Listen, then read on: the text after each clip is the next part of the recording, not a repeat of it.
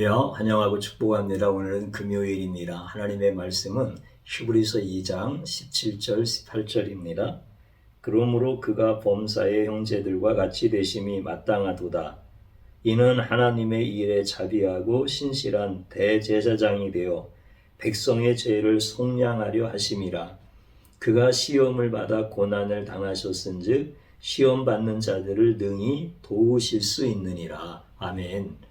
주님의 보혈로 다 씻어주시고 오늘 또 예배 중에 우리와 함께 하시는 하나님께서 여러분들의 모든 삶을 치유하시고 온전히 회복시켜 주시는 줄로 믿습니다. 오늘 또 말씀 중에 우리 예수님을 깊이 만나고 우리 예수님을 깊이 생각하며 예수님과 함께 걷는 가장 복된 우리 성도님들 되어지기를 주님의 이름으로 축복합니다.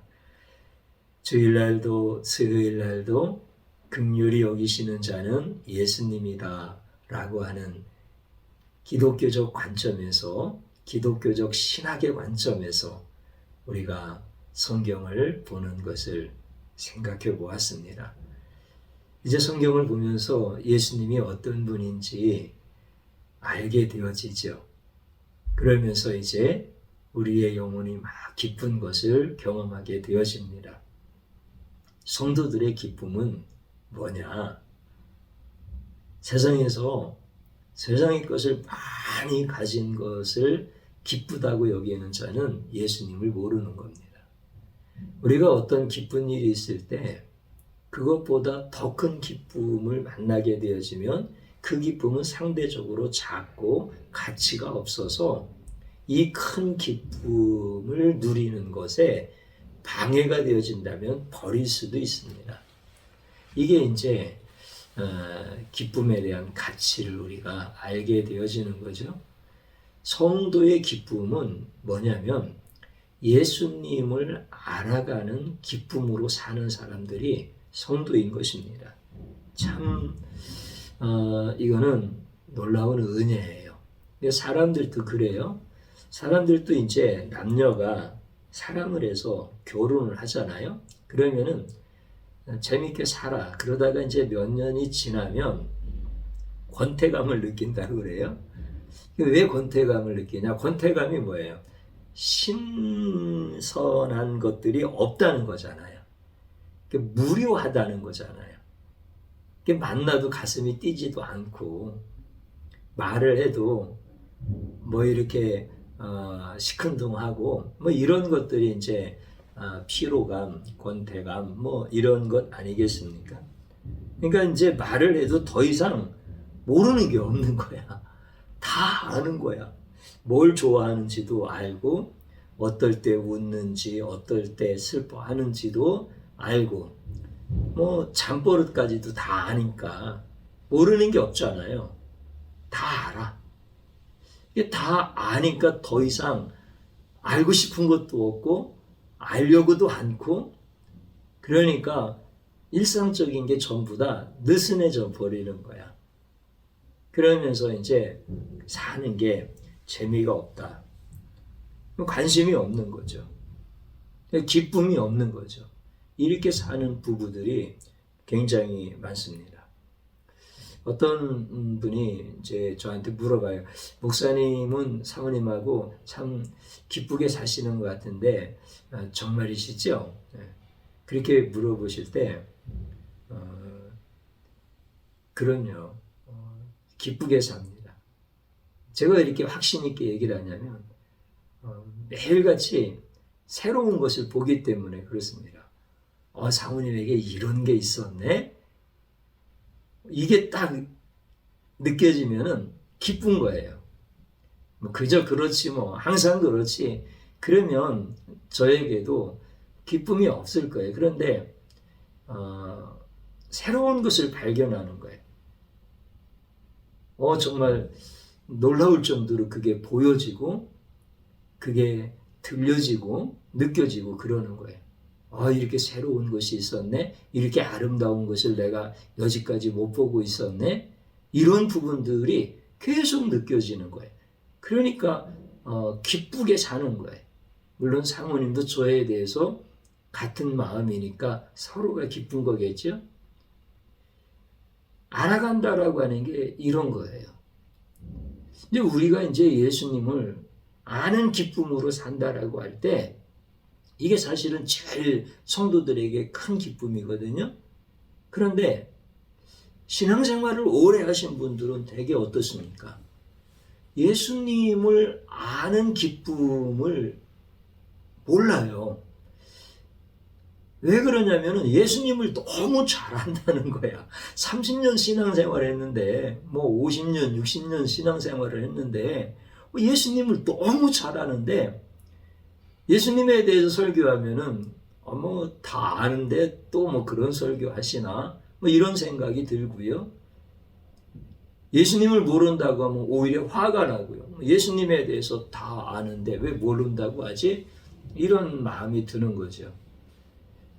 그러면 예수님을 알면 예수님을 알아가고 있는 삶이라고 하면 너무 기뻐해야 되는데 그 기쁨을 막 어떻게 할 줄을 몰라야 되는데 기쁘지는 않아.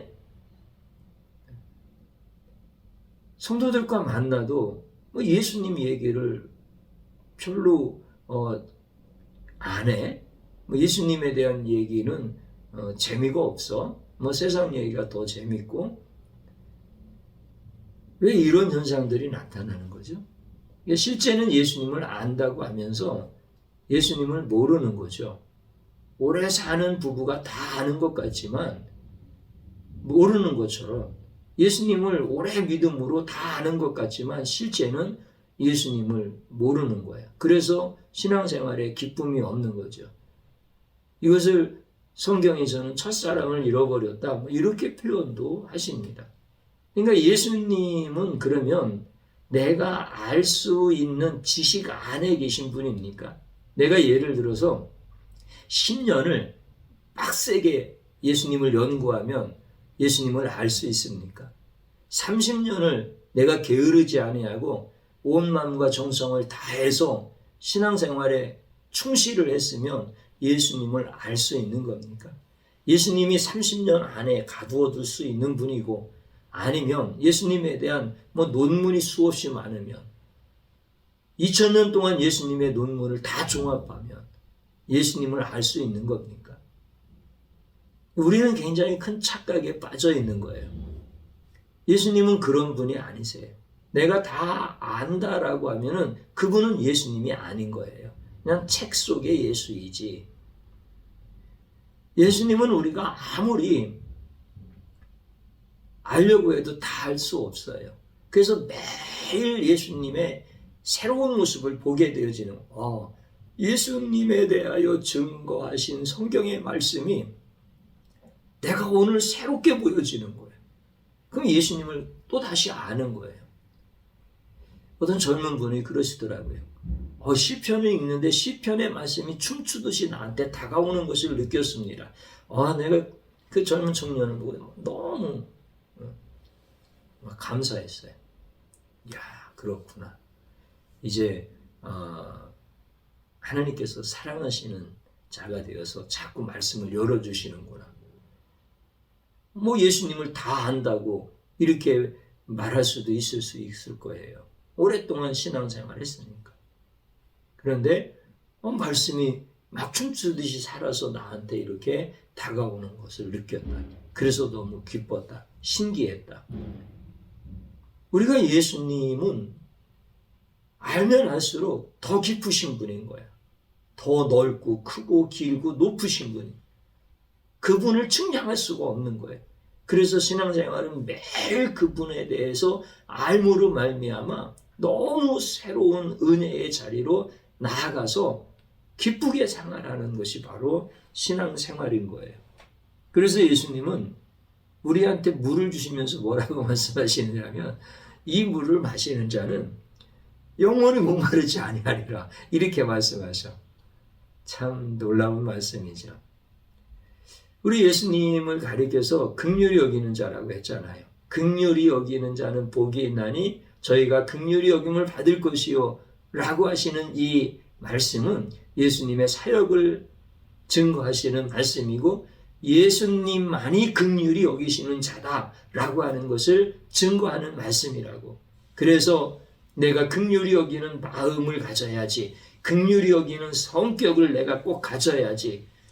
내가 긍휼히 여기면 하나님도 나를 긍휼히 여기실 거니까 내가 이런 처세술에 능한 자가 돼야지, 이런 뜻이 아니라고 우리는 이제 성경을 보는 관점을 분명히 하나님 앞에 고백했잖아요. 긍휼히 여기시는 분이 예수다. 그러니까 그분의 긍휼이 얼마나 크신가, 대단히 크시다라고 하는 거예요. 그분이 나를 긍휼히 여겨주셔서 내가 하나님의 자녀가 된 거예요.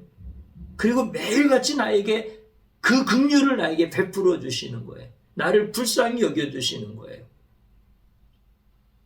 근데 우리는 그분의 긍휼을 모르는 거예요. 그분의 긍휼이 매일같이 나에게 새로우신데, 그분이 나를 불쌍히 여기시는 그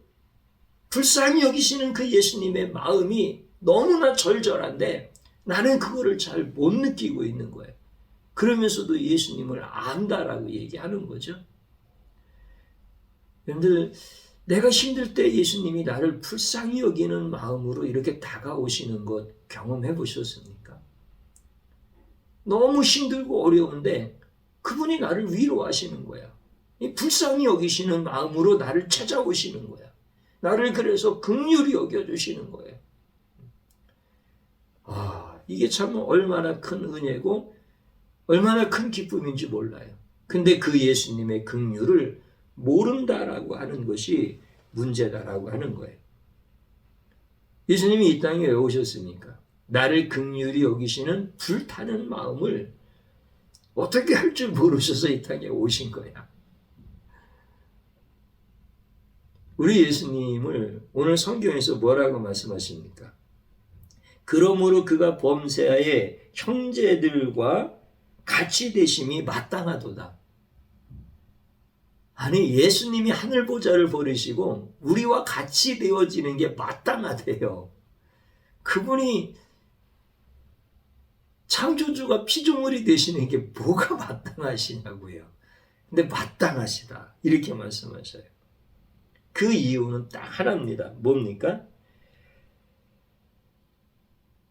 제사장이 되어 백성의 죄를 속량하려고, 이렇게 말씀하세요. 우리 죄를 속량하시기 위하여 제물이 되신 거죠. 제물이. 그러면 그분의 긍휼이 얼마나 크신 거예요. 그러니까 여러분들이 어떤 사람을 이제 긍휼히 여기는 거예요.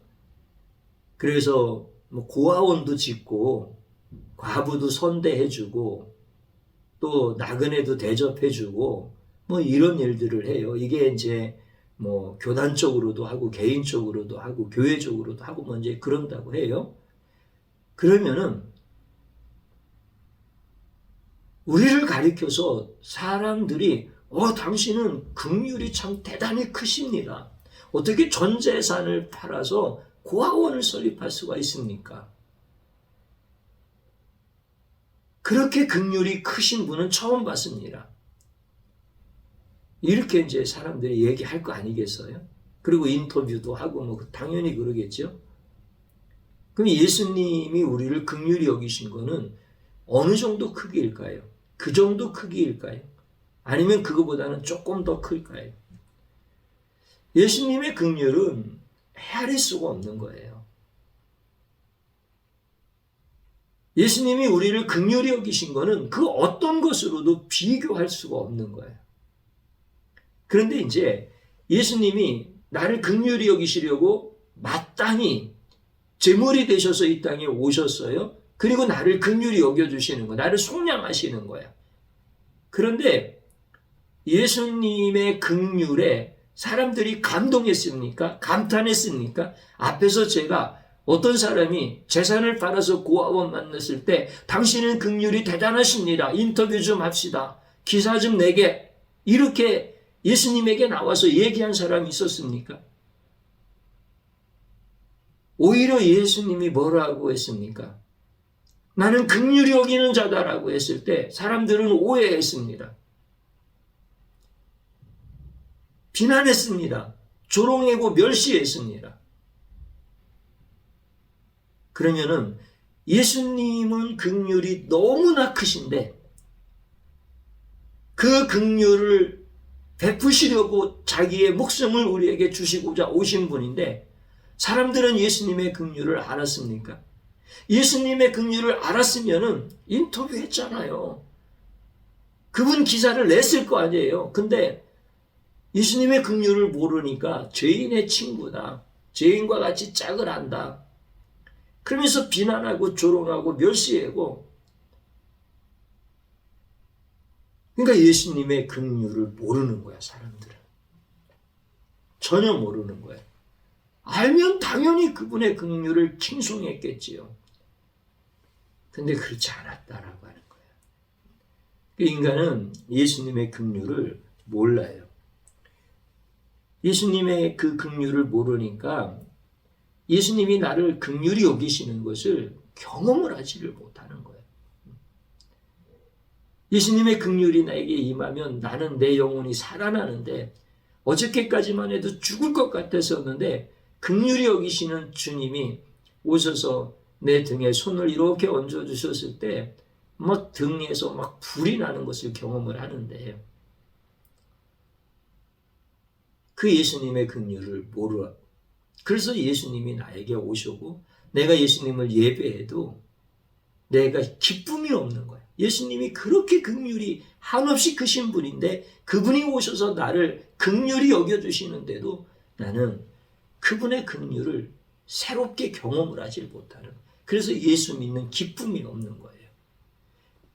다 안다고만 하지 예수님으로부터 오는 그 기쁨은 전혀 누리지 못하는 자라고 하는 거죠. 예수님의 긍휼이 없으면 나는 하나님을 아버지라고 부를 수 없습니다.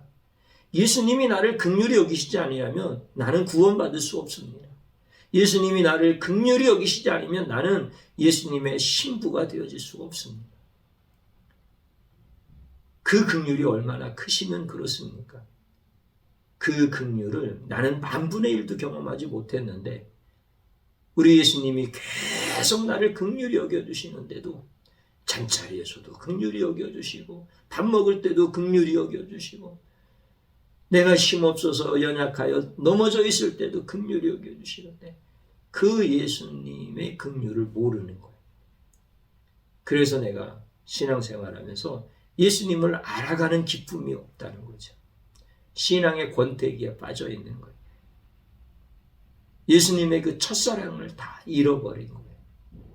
왜 그렇습니까? 예수님의 긍휼을 계명으로 바꿨기 때문에 그런 거예요. 인간의 처세술로 바꿨고 인간의 성격과 인간의 성품으로 바꿨기 때문에 그런 거예요. 오늘 우리는 진심으로 회개하는 거예요. 아, 예수님만이 우리를 긍휼히 여기시는구나. 예수님의 이름은 긍휼히 여기는 자이시구나. 오늘 이것을 모르고 그렇게 살아온 죄악을 하나님 앞에 회개하고 처세술로 나도 긍휼히 여기려고 했던 이 간사한 마음, 내가 긍휼히 여기면 저도 나를 긍휼히 여길 거야. 교회가 부흥하려면 가난한 자들을 긍휼히 여겨야 돼. 그러니까 가난한 자를 위한 사업도 하고 프로그램도 하고 그렇게 해서 미끼를 가지고 전도도 하고 그래서 교회를 부흥시켜야 돼. 예수님이 그걸 모르시겠어요? 왜 기독교가 쇠퇴합니까? 원래 기독교는 쇠퇴할 수가 없습니다. 생명의 종교이기 때문에 그렇습니다. 기독교를 연구하는 사회학자들이 기독교의 흥망성쇠를 체크합니다. 기독교는 그거 없어요.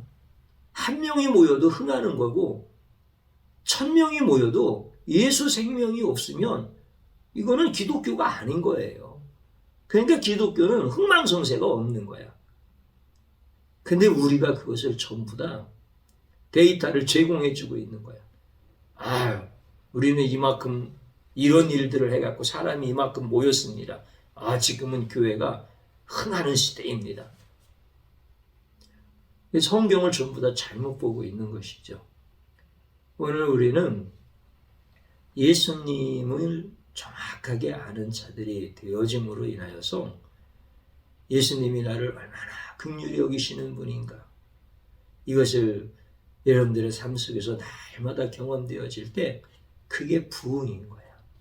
그리고 여러분들도 긍휼히 여길 줄 아는 축복받은 사람이 되어지는 거예요.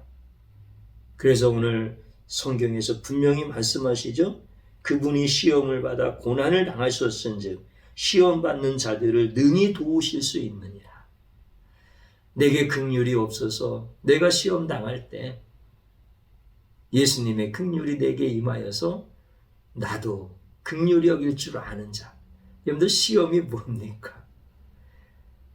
내 배우자를 긍휼히 여기지 않는 게 시험이야. 내 자식을 긍휼히 여기지 않는 게 시험인 거야. 그런데 이제 주의 종이 사모님한테 어떻게 생각을 하느냐? 내 딸처럼 생각을 해요. 내가 딸이 얼마나 사랑스럽고 긍휼히 여기는 마음이 내게 크겠어요.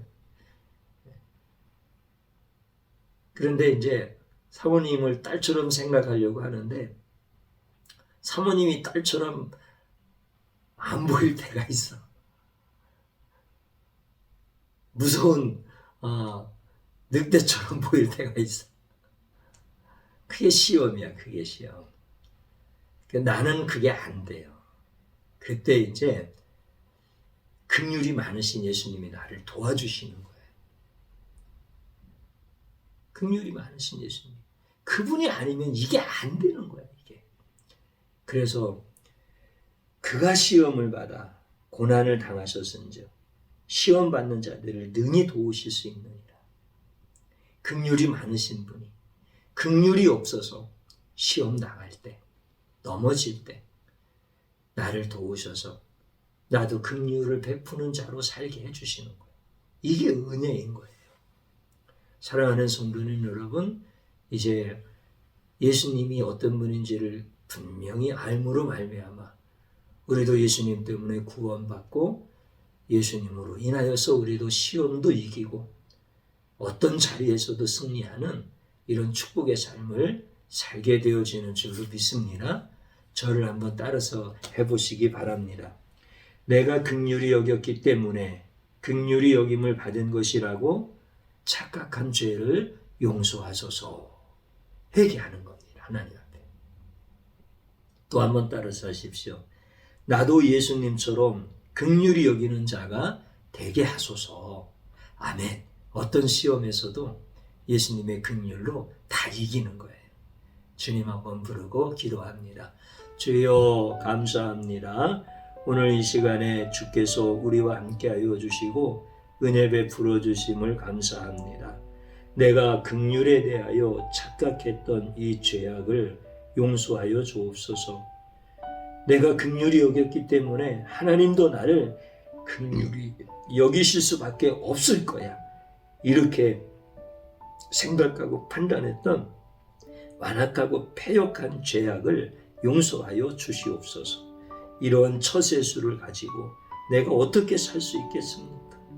주님이여 불쌍히 여겨주시고 이제는 예수님의 그 크신 긍휼하심을 알아가는 자, 예수님을 깊이 알아가는 자, 그래서 매일같이 기쁘게 생활하는 자, 내가 어떤 시험을 만나도 예수님의 긍휼을 알므로 인하여 능히 이길 수 있는 자, 주님 이렇게 살고 싶으니 도와주시옵소서. 우리 사랑하는 성도들이 다 이렇게 주의 은혜 안에서 살아갈 수 있도록 큰 역사 나타나게 하여 주옵소서.